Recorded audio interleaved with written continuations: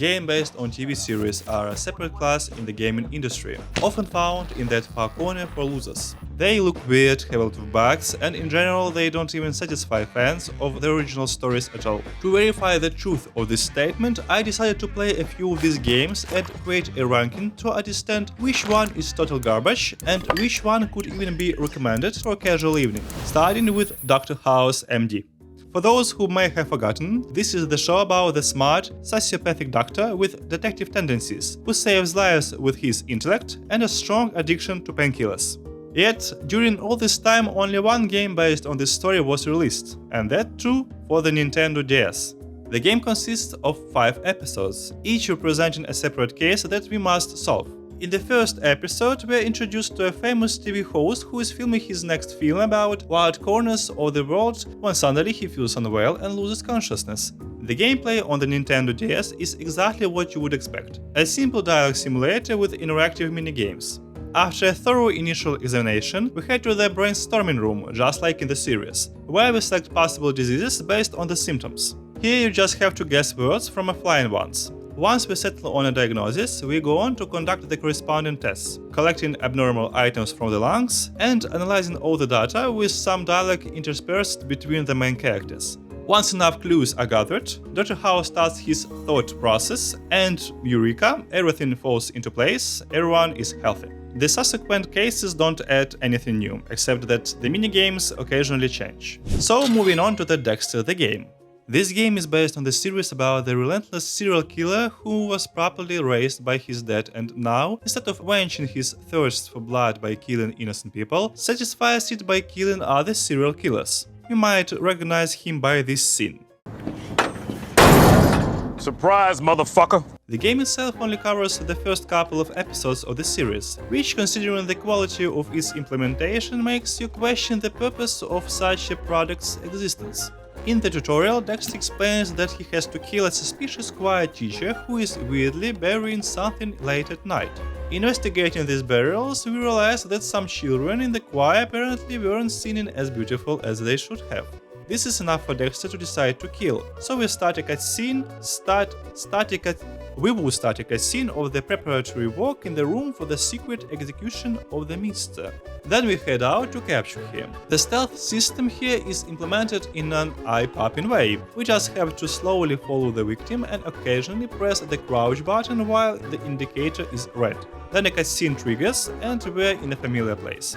The murder happens by selecting the instrument, followed by a minigame of chopping tomatoes, after which the tomato remnants can be thrown into the water for disposal. The plot introduces us to a special killer who leaves no blood traces, and Dexter, who is also a cop, tries to catch him. Since he works as an expert in blood, we also have to play minigames investigating crime scenes, analyzing murder instruments based on spray marks, DNA, and fingerprints. Anyway, this unfinished game asks me to kill 2 more assholes and ends with a mysterious killer who leaves bloodless victims placing a doll in the fridge of Dexter to signify that he wants to play. That's it. Moving on to Sopranos Road to Respect, exclusive to PS2. The original show is about Tony Soprano, the head of the mafia network ruling New Jersey, with a central theme being the balance between criminal life and family. However, the game has nothing to do with the original story, but still the game features almost the entire original cast for voice acting, but that won't save the in-game cutscenes.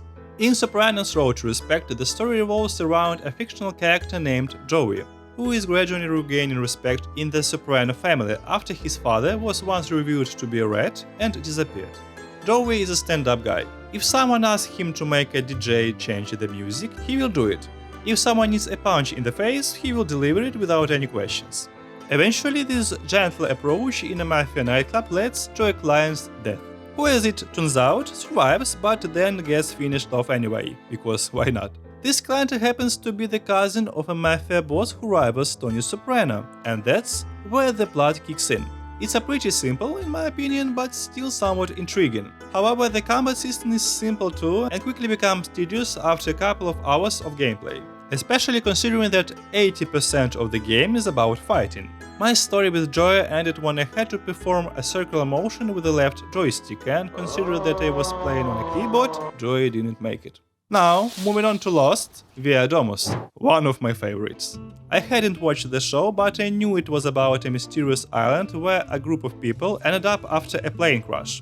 On this island, all sorts of crazy things happen, from paranormal creatures to technological structures that shouldn't even be there. In the game, the situation is the same, but now we play as a character named Elliot, who didn't appear in the show and was created specifically for the game.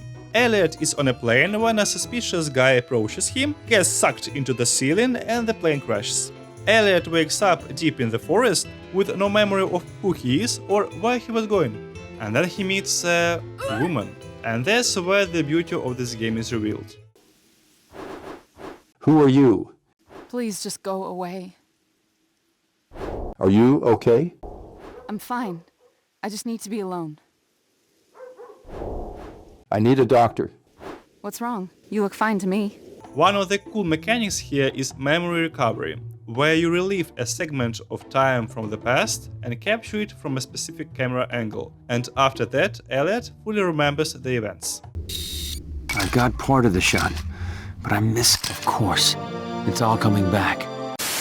The game overall feels a bit clumsy. For example, when people are panicking here, they're saying things like, "We need to turn off the fuel supply or we will die," but then they're sitting on their asses or gazing thoughtfully at the ocean. Or after some monster attacks our camp, everyone just decided to chill, not even calling a meeting, just standing around smoking bamboo.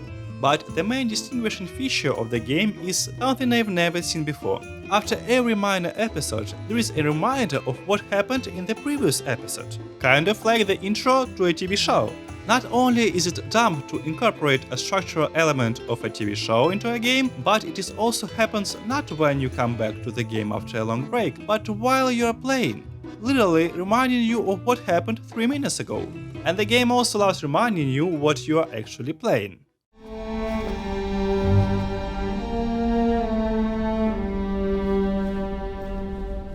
Don't let it happen again, Elliot.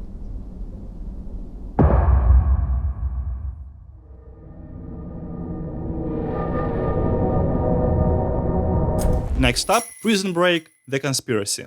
The story about the smart Michael Scofield, who deliberately gets himself imprisoned to free his brother Lincoln Burrows from death row. Along the way, Michael builds connections and tries to implement his genius escape plan, which consists of hundreds of little details. In the game, however, we play as a character named Tom Paxton, a planted person in prison on the request of Jack Mannix, an important figure in the corporation known as the Company. We have to monitor Scofield and leak all information to ensure that the death sentence for Lincoln Burrows is carried out on time. From the very beginning, canonical characters like T-Bag, Abruti, and others appear. What immediately struck me as funny is how, somehow, our main character managed to bring a dictaphone into prison, on which he makes recordings, and he does this in a ridiculously silly way. At first, the gameplay seems calm, with combat consisting of 3 moves, cool climbing on rooftops, dark corridors in search of banned items, and plot twists, but not everything is so bright. The game consists of fetch quests that are interrupted by fights, and vice versa. Here is an example. I need to improve my relationships with Abruti. He gives me a task to bring him information about a rat in his gang. We crawl into the room, eavesdrop on a conversation, fight, lag, restart, tell Abruti the whole story. Now the Black gang asks me to bring the medicine from the medical point. I do this, and now I have to mix rat poison for some madman, so I spent 20 minutes stealing rat poison, and then another 20 minutes running to the medical point to add it.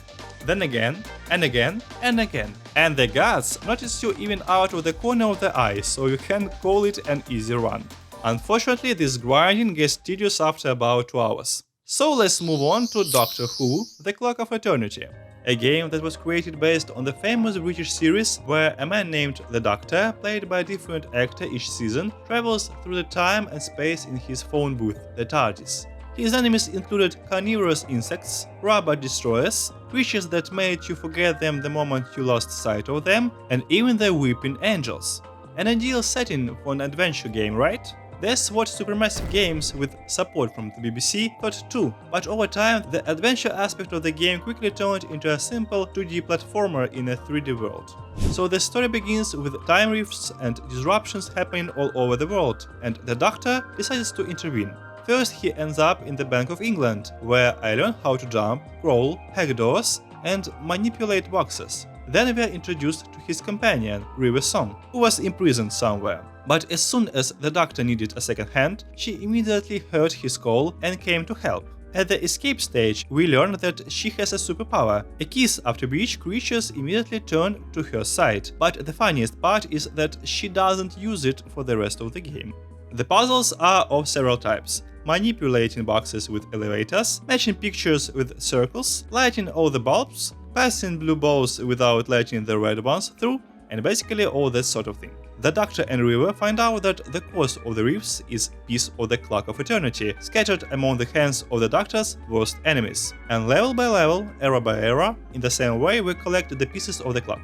Okay, now what about X-Files? Resist of Surf. Another PlayStation 2 exclusive based on the 90s series about mystical creatures, UFOs, and monsters. The main role were played by David Duchovny and Gillian Anderson, and the game follows the spirit of the series. It starts with us investigating a case of occultism, where two girls were accused of witchcraft and resurrecting a dead person. Kids today, huh? Upon arriving at the scene, everything goes wrong. There is an injured police officer on the road, and in the local diner, not only is there no connection, but guests start attacking, along with the cooks. My path with my partner splits, and we have to go to different locations. The gameplay itself feels like the good old Silent Hill, with crafting and a good storyline. The entire game consists of exploring the city filled with the dead who have resurrected, finding clues and items to open doors that no key can open, or finding notes that explain how to get into the next room or defeat a boss in the supermarket. The boss fights are probably the weakest part of the game because it lacks a cover system and any clever movement mechanics, so the fights felt like I stood still, shot at the enemy, healed, and kept shooting until the boss fight ended. And as the story progresses, it becomes clear that the girls were completely uninvolved, and the whole plot revolves around evil scientists and a secret cult of alien worshippers. Despite its rough edges at first glance, I actually liked the game, although there were classic frustrating moments like when I couldn't figure out where to go to next because the crooked camera couldn't focus properly on a house, or for example when I couldn't understand when I needed to press the panel with no active buttons indicated. But I truly enjoyed the game for its story, atmosphere and adventure spirit. That's why I put it in the highest tier and recommend playing it in a couple of evenings, you won't regret it. House MD deserves the highest tier also. It wasn't made for personal computers, but rather as a portable game to pass the time, and in this role, it does the job well. As for Dexter, the choice is obvious, straight to the trash. It's clear that the game was made just for the sake of it, and it doesn't expand or improve the Dexter universe in any way. You'd be better off doing something else instead. The Sopranos gets a playable tier because there is attention to details and love from some of the people who worked on this game, but the mechanics get boring. I'd also put Prison Break in the same category for the same reasons. There could have been more mechanics and mission ideas to prevent this from happening. As for Lost, it belongs in the just for fun category. The game plays like a TV show and it shouldn't. Doctor Who, The Clock of Eternity also belongs in the just for fun category because it tells an unfinished story with a set of repetitive mechanics. That's how it is.